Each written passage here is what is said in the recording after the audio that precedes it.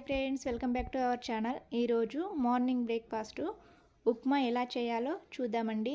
ఇది కేవలం 5 నిమిషాల్లో చాలా త్వరగా ఈజీగా చేసుకోవచ్చు. ఇలా పొడి పొడిలాడుతూ ఉప్మా చేశారంటే టేస్ట్ కూడా చాలా బాగుంటుంది. ఇంట్లో వాళ్ళు కూడా చాలా ఇష్టంగా తింటారండి, అంత బాగుంటుంది. ఇక లేట్ చేయకుండా వీడియోలోకి వెళ్ళి చూసేద్దాం. స్టవ్ పైన ఒక కడాయి పెట్టి ఆయిల్ వేసుకోవాలి. ఆయిల్ వేడయ్యాక ఆవాలు, జీలకర్ర, శనగపప్పు, మినపప్పు వేసి ఫ్రై చేసుకోవాలి.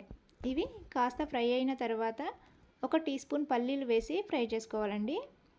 అలాగే కట్ చేసిన పచ్చిమిర్చి, ఉల్లిపాయను వేసి ఫ్రై చేయాలి. ఇప్పుడు కట్ చేసిన 1 టమాటా వేసుకోవాలి. కాస్త కరివేపాకు వేసి ఫ్రై చేసుకోవాలండి. ఇదంతా స్లో ఫ్లేమ్లోనే పెట్టి ఫ్రై చేసుకోవాలి. ఇప్పుడు మూత పెట్టి ఒక 2 నిమిషాలు మగ్గనివ్వాలి. మూత పెట్టడం వలన టమాటా త్వరగా మెత్తబడుతుందండి.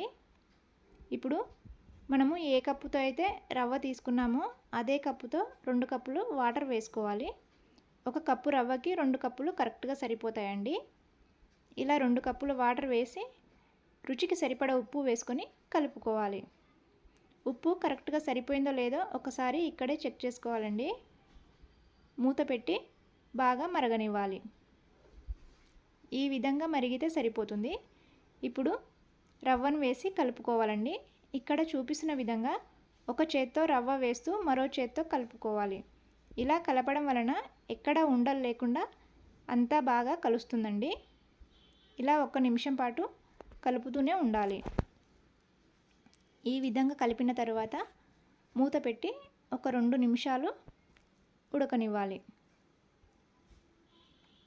చూడండి, ఇప్పుడు రవ్వ అంతా బాగా ఉడికింది. ఒకసారి కలిపి స్టవ్ ఆఫ్ చేసుకోవాలి.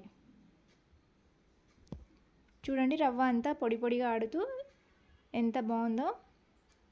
ఇలా రెడీ అయిన ఉప్మాని ఒక ప్లేట్లోకి తీసేసుకోవాలి. అంతే అండి, ఎంతో టేస్టీగా ఉండే ఉప్మా రెడీ అయింది. ఇది చాలా సింపుల్గా ఈజీగా చేసేసుకోవచ్చు. టేస్ట్ కూడా అంతే బాగుంటుందండి. దీని పల్లి పొడితో తిన్నా లేదా మామిడికాయ చట్నీతో తిన్నా టేస్ట్ మాత్రం చాలా బాగుంటుంది. మీరు కూడా ఒకసారి ట్రై చేసి మీకు ఎలా అనిపించిందో కామెంట్ బాక్స్లో తెలియచేయండి. అలాగే ఈ వీడియో కనుక మీకు నచ్చినట్లయితే లైక్ చేసి షేర్ చేయండి. మరిన్ని వీడియోల కోసానికి సబ్స్క్రైబ్ చేసుకోండి.